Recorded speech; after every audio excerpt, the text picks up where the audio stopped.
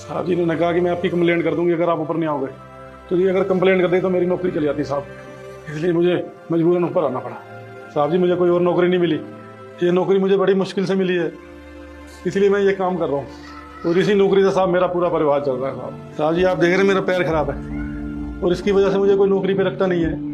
अगर किसी ने एक भी कंप्लेंट कर दिया ना साहब, मेरी नौकरी चली जाएगी। साहब जी मैं जैसे तैसे करके आपका ऑर्डर लेके आऊँ, थोड़ा सा लेट हो गया हूँ साहब, मैं इसी काम से अपने परिवार को पाल रहा हूँ।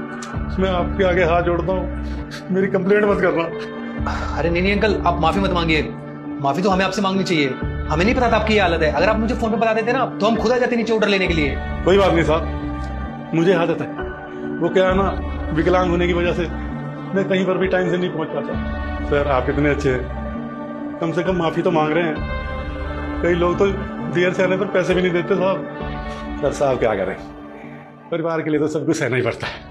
आप सही कह रहे हो अंकल जी, कुछ लोगों को लगता है इनको पैसे मिल तो रहे हैं और ये इसी काम के लिए बने हैं, इसलिए इनकी कोई इज्जत नहीं करता। लोग दूसरों की मजबूरी का फायदा उठाते हैं, लेकिन कोई ये नहीं समझता कि अगर वो ये काम कर रहा है तो किस मजबूरी में कर रहा होगा। अरे वो लेट आया है तो किस मजबूरी में आया होगा, ये जानने की कोशिश नहीं करते, उल्टा अपना गुस्सा उस पर निकाल देते हैं। हाँ साहब आप बिल्कुल सही कह रहे हो। मेर साहब मुझे बहुत प्यास लग रही है, एक गिलास पानी मिल जाएगा? हाँ हाँ मैं अभी लेके आती हूँ।